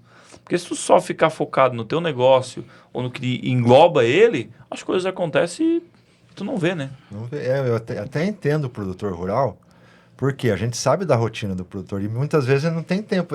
O tempo dele é produzir e comercializar dormir. E dormir. Para aquele cara que ele já comercializa há tempo já. Sim. Já virou uma rotina, já está acostumado e ele não consegue. Mas assim, é o momento, e justamente vem a profissionalização, né? Que a gente fala em organização, se organizar um tempo e de repente pegar um tempinho, um dia da semana e falar, putz, deixa eu olhar esse mercado. Deixa eu ver se eu tenho outras oportunidades, se tem outro fornecedor, se tem outro comprador, o que eu posso buscar. E é isso. Então a gente entende o produtor, né, dessa dificuldade e desse estar ali muito centrado no negócio dele. Correria muito grande, né? Mas precisa. Eu acho que... passa atrás, que você comentou. Pensando no consumo, então, para a gente fazer um apanhado assim, para quem está ouvindo aí, tá, vocês falaram, mas eu tô mais perdido que surdo em bingo. Vamos dizer assim, primeiro ponto do mercado, Túlio, me corrija se eu estiver errado, depois complementa aí. Primeiro ponto, o mercado ele está cada vez mais gourmetizando, vamos dizer assim, para o pessoal entender. Ele está diversificando com mais formas de produtos, de tomate, como você falou, mais tipos de alface, mais tipo disso e daquilo. Outra coisa é a questão da praticidade do consumo, mais pronto para o consumo, higienizado e tudo mais. E de pensar na concorrência, que é os outros produtos, como a gente falou, alimentícios, que também tem as diversidades. E a parte do produtor, ele está pronto para aproveitar isso, certo? Sim. Aproveitar essa oportunidade. E hoje, na tua visão, o produtor viverista, ele está pronto, assim, ele está pronto para botar isso em prática? Eu acredito que sim. Porque você vê, alguns mercados, Léo, isso já está acontecendo. Então, vamos pegar o mercado de melão. O mercado de melão mudou violentamente nos últimos anos. O próprio mercado de tomate que nós estamos comentando mudou. Não vamos falar de tomate, vamos falar de alface, né? Há 40 anos atrás, há quase 40 anos atrás, quando eu me formei, o mercado brasileiro era de alface lisa. Sim. E de repente ele passou para a crespa por uma questão de resistência ao pendoamento e ficou aquela dupla lisa e crespa reinando, a crespa crescendo. De repente, sob solicitação do McDonald's, quando o McDonald's veio para o Brasil, ele falou, viu, colocar alface crespa no sanduíche murcha. Você tem que pôr alface americana. E eles introduziram a alface americana. E a coisa foi evoluindo. E hoje, quando nós falamos de alface, né, você tem crespa, é a maior venda. Depois é a americana, sem dúvida. Mas você tem lisa, você tem mimosa, você tem crespa roxa, você tem mimosa roxa, você tem alfaces frisês, você tem alfaces diferenciadas. E nós estamos falando de alface. Agora, quem é o produtor que mudou? Você vê que em todas as regiões do Brasil tem aquele cara que foi visionário e mudou. Em compensação, você tem os caras que não mudaram e só produz alface crespa e que, lamentavelmente, né, agora está com preço ruim e está no preço ruim, mas é histórico. Você sabia, a gente sabia que a alface vai ficar ruim no inverno, né, o preço. Então, o que você faz se você quer garantir a sustentabilidade do teu negócio? Diversifica, porque o consumidor paga. Porque o consumidor quer. Então, acho que essa é uma coisa que a gente não pode esquecer. E também a questão da oferta e procura, porque às vezes a alface crespa, por exemplo, muita gente produz, é um pouco mais fácil produzir, entre aspas, né? Como tu falou, fácil não é, mas comparado com a americana, é relativamente mais fácil. Tanto que a própria alface americana é um produto que sempre tem uma demanda alta, tanto ela higienizada quanto ela embandejada. Dificilmente cai o preço. Então, nas próprias variedades mais comuns, tem oportunidades ali escondidas, né? E aí, Léo, você comentou uma coisa importante, não sei se você reparou. Você tem, por exemplo, a alface americana embandejada. Né? Uma coisa que era inconcebível há uns anos atrás. Por quê? Porque o consumidor, de novo, vamos pensar no consumidor. Você não quer comprar aquela alface que no passado tinha uma saia gigantesca que você tinha que arrancar para você acabar, para você preparar a tua alface. Ela já está com as folhas externas, você não leva lixo para tua casa, você não leva terra. Desnecessário. Né? Desnecessário. Então, assim, você vê que mesmo dentro de coisas às vezes pequenas, a gente vê que a inovação aconteceu e está acontecendo. Né? Então, produtor, você tá ligado que a coisa tá mudando? Não espera o trem passar, para depois você falar assim, eu já perdi. Quem não. chega antes bebe água limpa, né? Exatamente. Volta na profissionalização de novo, porque Sim. essa diferença que você comentou sobre a alface americana e a alface crespa, a americana produz um pouquinho mais tecnificado. Sim. Então é uma adubação diferente. Talvez no Hoje cultivo você não protegido. Cultivo protegido, você não consegue mais produzir uma variedade de alface de janeiro a janeiro. Você precisa mudar no verão, no inverno. Então, é profissionalização dentro da propriedade também, além dessa visão externa. E Gilmar, eu gosto sempre de fazer uma provocaçãozinha com nós que trabalhamos no mercado, com os profissionais, não só com o produtor, não só com os viveristas. É assim, existe uma realidade. O mercado está mudando de hortaliças. Você que trabalha no agro, você que vende semente de hortaliça, você que vende insumo para hortaliça, você está percebendo que o mercado mudou? Você está levando para o teu cliente inovação? Você realmente conhece os teus produtos? Né? Ou você está tentando vender como a gente vendia tomate Santa Cruz há 40 anos atrás? Como se vendia alface Compla porque é bom. Acabou isso aí. Às vezes a gente gosta de botar muita culpa no produtor, porque ele tem que ver, mas algumas pessoas acabam esquecendo que os agentes da mudança também são os viveristas de assistência técnica. Inclusive, para esclarecer minha mente, que é uma coisa que eu incluí, era isso. Como viverista, assistência técnica pode auxiliar o produtor a isso, a se posicionar, ver essas oportunidades, porque né, a nossa cadeia de produção ela é uma corrente, ela é um elo. Começa lá a produção de semente, vem para o viveiro, participa agropecuário, assistência técnica, o produtor, comercializador, supermercado, consumidor. Então, toda essa cadeia de elos precisa estar fortalecida. E não só a gente produzir vocês semente, a gente muda e o produtor que se vire. Porque todo mundo tem que ganhar dinheiro, aproveitar as oportunidades e ir para frente, né? Essa mudança de mercado, que o Túlio comentou muito bem, né, Túlio? Que está acontecendo, já está acontecendo. Como se dizia, né? O cavalo branco vem passando, você monta nele, se ou quiser foi, né? ou não. Mas eu atendi você há 7 anos atrás, 8 anos atrás, tem o viveiro. A gente vê a mudança que a usina vem tomando em todo esse processo. Pegar um pouquinho da minha história, né? Rapidinho. A tua história, Túlio, me permite assim, ó. O Gilmar, mais conhecido como Mala sem alça, mas ele achou que eu não ia tocar nesse assunto. Mas eu tenho que tocar, porque senão a concorrência vai me cobrar. Porque eu te poupei. Tá, entendi. Zé, como é que o Mala vai lá e te chama de Gilmar? O dia inteiro, o programa. Então, Gilmar, o Mala acabado, Mala sem alça. Então, assim, a história dele, ele tá mais comportado. Porque se contar a história dele aqui, vai dar um filme tipo Titanic, umas 4 horas, né? Eu prometo que a gente Seja breve, por favor. Não, primeiro você tem, igual os debates, você tem 2 minutos. A gente vai fazer... Candidato. A gente vai fazer um podcast ainda sobre a minha história. Isso a gente vai dividir em vários episódios. Livro, né? Lembra do livro? E o livro. Mas Nossa aguarde Senhora, que vai rapaz do chegar. céu. Mas não é isso. Vamos ter que trocar os nomes. Tô esperando alguns que participaram, assim, assinar, mas ninguém quer assinar. Ninguém quer. Mas falando da questão da inovação. Quando eu comecei, eu já vendia hortisséries há 25 anos atrás.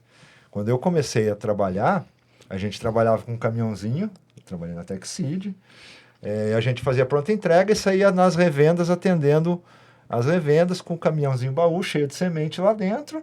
Era semente nua, nem se falava em semente pelletizada. Olha como mudou de lá, o atendimento de lá até agora.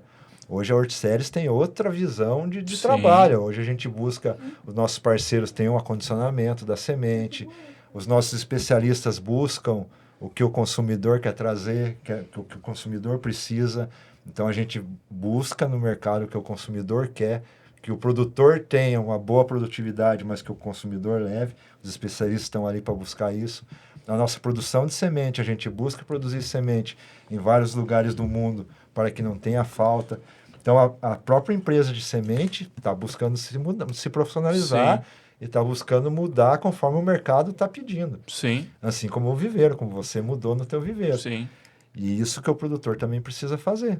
É como eu falei, é uma corrente de vários elos. Como. Tem que começar com vocês, o viveiro dá continuidade e o produtor dá essa continuidade para a cadeia só ir para frente, né? Exatamente. E quando a gente fala de mudança, eu acho que é importante a gente lembrar e fazer as pessoas refletirem. Quando você olha um negócio que ele está crescendo, ele está prosperando e ele está trazendo tecnologia, é importante você olhar os negócios nas perspectivas do tempo e olhar como a gente vê o Viveiro Usina sempre crescendo, modernizando e investindo e oferecendo mudas e falando em tecnologia. Sim, vocês estão sempre se reinventando. E aí fica a pergunta para o produtor. Você olha para o teu negócio ao longo do tempo e fala, o que eu mudei? Ou será que eu sou aquele mesmo produtor de 30 anos atrás? Será que esse mesmo produtor de 30 anos atrás, de 10 anos atrás, vai estar vivo enquanto produtor? Ele vai manter-se na atividade ou ele vai precisar sair porque a competição tomou? E os profissionais que estão na área, e aí vai a cutuca, né, em todo mundo, viu, você está antenado, você está alerta de que a sociedade está mudando, a comunicação está mudando, a relação empresa-agricultor está mudando e você está mudando junto? Você, quando visita um agricultor, você é fonte de informação? Uhum. Né? Você resolve o problema do agricultor ou você só quer vender? Sim. Né? E se você quiser vender, não tem problema. Mas saiba que daqui 5, 10 anos você não vai estar mais nesse mercado. Porque o mercado nos excluiu. E o perfil de comprador, né? Sim. Se muda o perfil do comprador das hortaliças, o perfil do produtor tem que mudar. Com certeza. Assim como eu deixo um alerta aí para quem, vendedores de semente, agropecuários e viveiristas, o perfil do comprador vai mudar. A gente, na minha visão, está numa transição de idades e de gerações também nos produtores rurais. Está saindo uma grande leva de produtores aí com 40, 50, 60 anos, principalmente 50 e 60, que são chefes de produções, que a gente chama, são os que mais produzem, e em alguns casos, ou ele está parando, né? Parando as operações, ou está entrando um filho, está entrando uma filha, um genro, uma nora que está trabalhando e daqui a um tempo ele vai ser o responsável ou ela vai ser responsável. Como que é a forma de compra e de gestão dessa nova geração? Um viveirista, uma agropecuária ou uma empresa de semente vai poder atuar igual? Qual que é o perfil de compra? Como que esse novo produtor, essa nova geração vai analisar para escolher uma variedade, para escolher um viveiro de muda? Isso é uma coisa que vai mudar. É uma mudança que começou já a acontecer, está rolando. Às vezes a gente não está percebendo, mas quando a gente se tocar assim e não estiver pronto para isso, a gente vai ser pego no pulo do gato e não o contrário. Exatamente. E não tem jeito. Né? Então a gente tem que estar muito antenado e estar sempre se inovando, se reinventando. Acho que essa é a palavra. Né? Nós, a indústria, os viveiros, os produtores, nós temos que reinventar o nosso negócio. Uhum. Se a gente não fizer isso, infelizmente alguém vai fazer por nós. E nós vamos estar fora. Né? Sim. E essa associação que você comentou está acontecendo muito mais do que a gente imagina. A gente estava preocupado um tempo atrás, tipo assim, não se via sucessão. De um tempo para cá, eu comecei a perceber filhos, filhas, genros voltando. Trabalhavam e voltaram. Cara, tem um exemplo, né? Não vou citar não, mas exemplo de profissionais que estavam em empresas de tecnologia, ganhando bem, só que o pai é um excelente produtor, tem propriedade, faz muito dinheiro com a sua produção, sabe produzir, é produtivo, tem a visão do mercado, comercial. Então, só que está com uma certa idade e o filho agora saiu da empresa com um bom salário, tá? De 8, 10 mil reais para trabalhar com o pai na agricultura.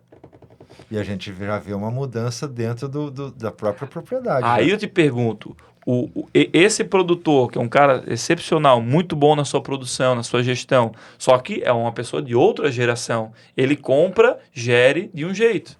O filho dele, que vem numa área de tecnologia, vindo para a produção rural, como é que ele vai ter a visão do negócio dele? Esse cara, se ele botar vontade, como o pai dele tem de trabalhar e com a visão dele, inteligência, meu amigo, ele vai decolar nos negócios. E daqui a pouco o produtor que não tiver essa visão ou não pensar nessa questão de melhoria, tecnologia e avançar, vai ficar para trás ou vai deixar de existir. Ou vai ficar amarrado e só produzir, daqui a pouco vai ser outro produtor. Exatamente. É o produtor do produtor que chegou depois. É verdade. E vai fazer com que aquilo que a gente estava falando, né, Léo? Ele vai ser um produtor de commodity. Sim. Né? E aí ele é muito mais vulnerável no ponto de vista de mercado, ele tem uma menor remuneração. Então, o convite é para os produtores, viu? Ouça o que o mercado está falando, ouça o que o teu consumidor está falando e vá mudando o teu negócio, né? Vai evoluindo. No nosso mercado, eu sempre digo que tem duas opções de tu fazer dinheiro. Ou no volume de commodities, que também se faz dinheiro, só que a energia que tu tem que demandar de investimento, trabalho, risco, mão de obra que não se tem, é muito maior, ou você ganha no valor agregado.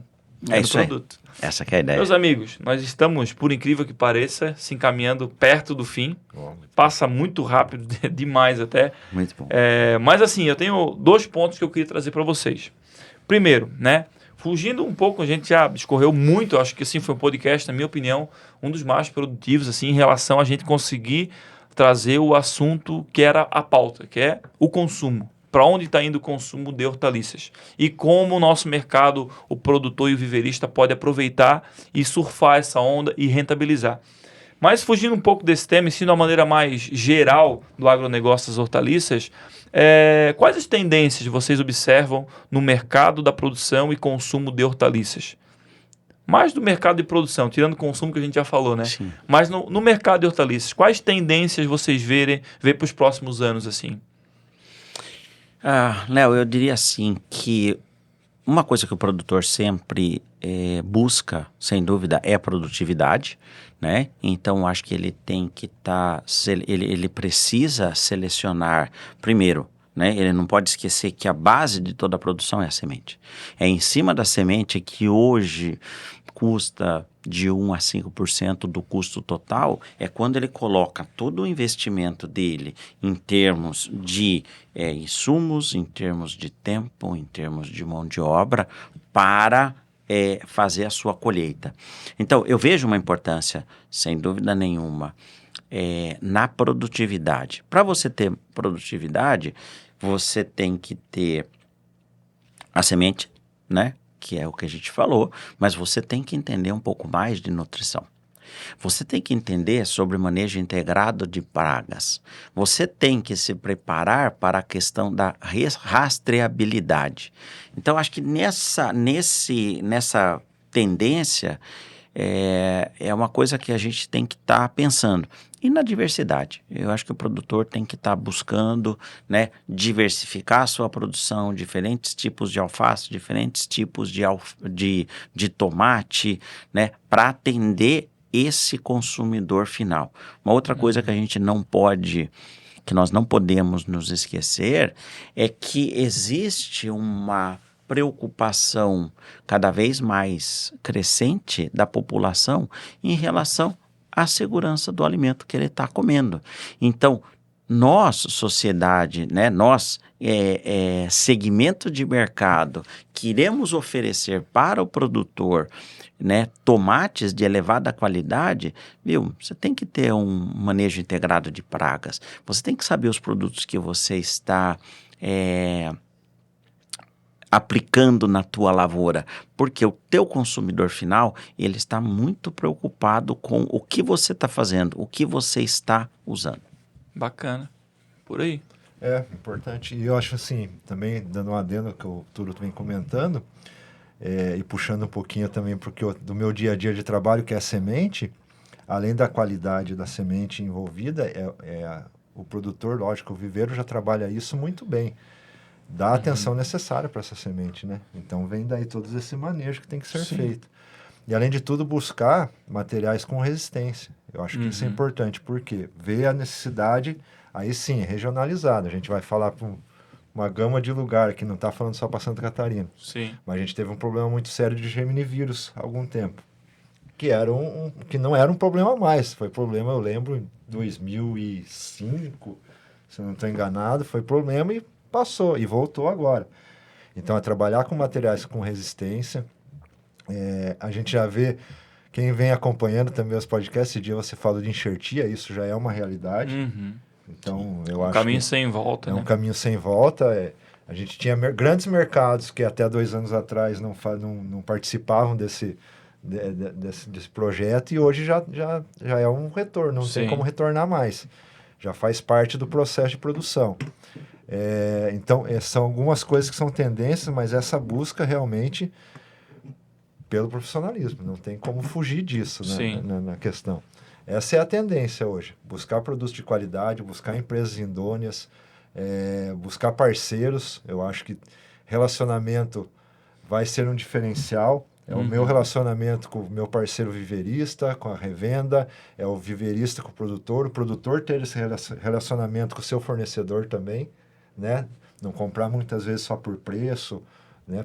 Entender a qualidade, ver a assistência técnica que esse parceiro está trazendo para você como produtor. Eu acho importante isso demais, porque é essa confiança que gera que vai trazer resultado. Sim. Então, é uma soma de fatores aí. E uma coisa que eu achei aqui nessa, como eu te disse, um pouco dessa apresentação e desse bate-papo que eu fiz com as pessoas, uma coisa que a gente também tem que lembrar o produtor ou pensar, né, enquanto mercado, né, é a valorização do nosso mercado, do plantio de hortaliças como maneira geral. Né? Porque muitas vezes a gente fala, por exemplo, o agro, soja, milho, nossa, o Brasil é grande, e todo mundo sente orgulho dessa cadeia de produção. E muitas vezes o produtor de alface, de tomate, ele olha, né, e nós que, né, vocês têm o viveiro, legal, tal, mas no final da história você fala, nossa, mas, né, o que nós somos, né, no mercado? Tão pequenininho.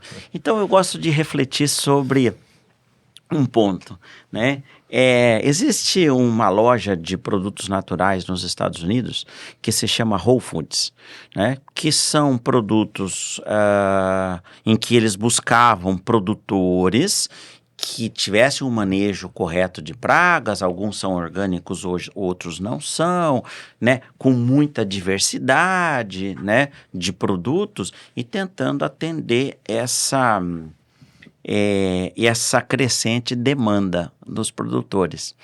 Essa cadeia tinha, há uns anos atrás, em 2017, na verdade, mais de 500 lojas. E começou super pequenininha. E ela foi crescendo, tal, né? E eu gosto sempre de comentar de que essa loja, né, essa empresa, ela foi comprada em 2017, né, por um cara, né, que pagou 13,7 bilhões de dólares. Cash. Dinheiro. Dava de se aposentar, que no você acha? Pix. No Pix. Não foi troca de ação. O cara foi e comprou. Esse cara se chama Jeff Bezos, o dono da Amazon. Aí eu pergunto para você, por que um cara que é dono da Amazon, uma das maiores e que revolucionou o mercado, né, de entregas e de livros, né, no mundo, nos Estados Unidos, ele iria olhar para esse negócio que nós às vezes temos, né, a síndrome do cachorro vira-lata. Ai, nós somos pequenininhos. Não. Né? Esse cara, ele não gastou 13 bi, porque ele levantou de manhã e falou assim, rapaz, eu tô meio aqui sem fazer nada, eu vou... Não.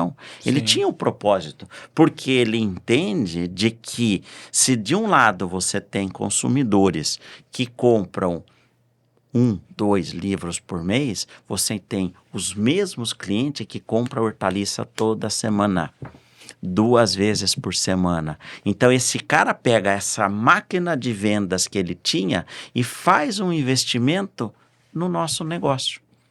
E você, produtor? E nós? Estamos ligados que o nosso negócio talvez seja muito maior do que a gente valoriza? Sim. Né? Então, acho que é uma reflexão aí nesse encerramento que nós temos. Que bacana. E Para encerrar, queria pedir para vocês aí, agora dessa vez, Gilmar, você vai botar o seu olhar 43, seu olhar para essa câmera aqui, e vai dar um conselho, do fundo do teu coração, conselho para os produtores e viveristas que querem crescer e profissionalizar os seus agronegócios. Qual conselho você daria para eles?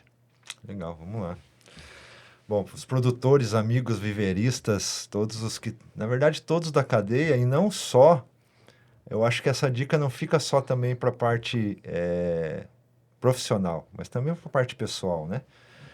Hoje a mudança parte de cada um, da busca do conhecimento e de estar perto de pessoas boas, de pessoas que vão te agregar valor, né? Te trazer incentivo e vão te ajudar. De qualquer forma que seja. Eu sou produtor rural, eu preciso ter um técnico bom que me atenda, eu preciso ter um parceiro viverista, eu preciso ter uma revenda que me venda produto de qualidade. Eu acho que a dica principal é busca o conhecimento. Tenha um momento, de repente, de chegar um pouquinho mais, dar um passinho para trás, esperar um dia, falar, não, eu preciso buscar alguma coisa diferente para o meu negócio. E para a minha vida também. Buscar conhecimento. Eu acho que hoje o conhecimento está na ponta do dedo, né? A gente consegue ter, só que com muito cuidado, porque também traz muita informação que não é verdade. Busca a informação certa, com parceiros certos, com amigos certos, e busque crescer cada dia mais. Eu acho que isso fica o recado. Bacana. E aí, Túlio, o que manda para a turma aí de conselho? Lógico, isso que o Gilmar falou, perfeito. Agora fica até mais difícil, né? Você falar depois do Gilmar. Nós não falamos de subir a régua? Então esse é um problema. Mas tá eu acho que sonha. Acho que esse é o conselho, sonha. Pense grande. Você pode muito mais do que você imagine. Mas para você sonhar e você transformar os teus sonhos em realidade, você vai ter que estudar, você vai ter que se tecnificar, você vai ter que se esforçar. Seria muito legal se a gente pudesse sonhar e aí uma fadinha viesse aqui, pum, com a fadinha e com a varinha dela e o nosso sonho se tornasse realidade. O que não é verdade. Então, você quer sonhar? Analisa o teu negócio, sonha, pensa onde você quer, né? Vai atrás, tecnifica e principalmente comece. Toda grande caminhada começa pelo primeiro passo. Enquanto você não começar, nada vai acontecer. Aí você vai ficar sonhando e, um dia na tua vida você vai olhar e vai falar assim, pois nada aconteceu, é lógico, você não começou, né? Então, quando a gente começa, aí você consegue ir caminhando e ir ajustando os erros e você vai crescendo e você vai se modernizando e você vai se tecnificando. Então, acho que são essas duas. Sonhe e comece a tua caminhada. Até porque sonhar grande ou pequeno dá o mesmo trabalho. E já como dizia o Walt Disney, né? Se é possível ser sonhado, é possível ser realizado. É isso aí. Então, é sensacional. E é uma falta da sociedade hoje em dia de sonhar, né? O pessoal está muito... Como tu falou, um pouco da questão do síndrome do vira-lata, de diminuir o seu mercado, diminuir o seu negócio. Mas eu sou só um produtor, sou só um viverista, sou só isso, só aquilo. Mas tem que se permitir sonhar para poder chegar lá. Eu sempre digo, se a gente tem a usina hoje, como tem, no ponto que a gente chegou até hoje, e é muito grato por isso, foi porque lá atrás a gente sonhou. É isso aí. E botou em prática, obviamente, só sonhar não adianta, você que tá aí, então, como tu falou, não vai vir a fadinha abençoar e vai acontecer. Tem que sonhar, botar em ação e sempre continuar sonhando, nunca ficar acomodado. É isso aí. Por mais que você colheu os frutos de um sonho que você botou em ação e chegou em algum local que você almejou, mas sempre ter a melhoria contínua. E cuidado, né? Que falando em sonho, a tecnologia às vezes faz a gente viver o sonho dos outros, né? A gente fica preso ao sonho dos outros. Esquece do nosso. Esquece do nosso. Cuidado. Quem vai viver na nossa vida é nós, né? Assim, Gilmar e Túlio, quero agradecer imensamente, tanto pelo AgroConecta quanto pela usina, dessa nossa parceria de tantos anos. Espero que a gente possa cultivar por mais muitos anos, porque um dos pontos que fez a gente chegar onde chegou até hoje, um deles, além de sonhar, botar em prática, se perfeccionar e tudo mais, é a questão das parcerias. Então hoje a gente é muito grato pela parceria que a gente tem com vocês, que fazem parte da nossa história, estão dando continuidade aqui nesse projeto que eu criei, que é o AgroConecta. E agradeço imensamente a participação de vocês, de estar hoje aqui dispondo do tempo de vocês para trazer informação para o pessoal aí de casa. Eu queria também, desde já, agradecer, Léo, pelo convite, por estar aqui, parabenizar de novo o teu trabalho, quero parabenizar os teus parceiros que estão buscando crescimento através da tua mentoria, ouvindo um podcast, que a gente sabe que por aí também já vem o crescimento.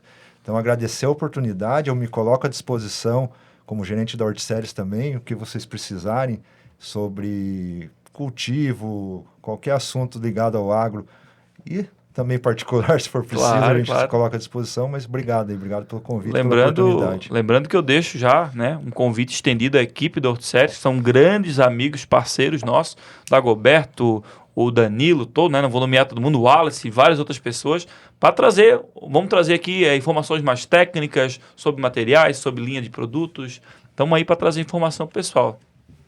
Legal. Léo, eu queria agradecer aí pelo convite, né, pela oportunidade de estar conversando com você.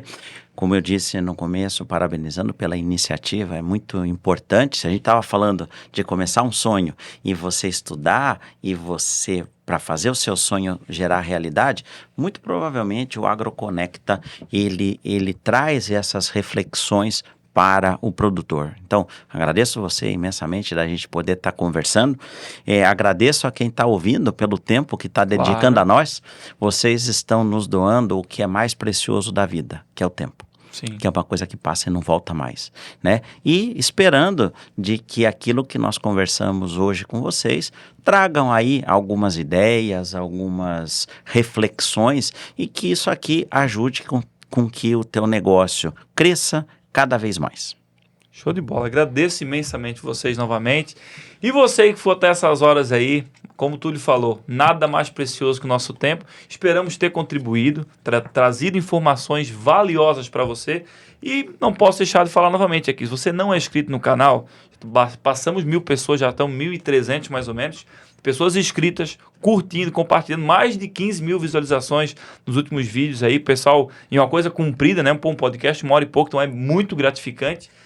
Então, se inscreve no canal, ativa o sininho, deixe seu comentário se a gente ajudou de alguma maneira, de onde é que você está falando e assuntos que a gente pode estar trazendo aqui, novos assuntos, novas empresas, novos negócios, para estar sempre contribuindo e profissionalizando o seu agronegócio. Beleza? Conte comigo, Léo Viverista, conte com a Horticeres e bora botar pressão no agronegócio das hortaliças. Bora profissionalizar e aproveitar as novas oportunidades de consumo do mercado. Tamo junto, até a próxima!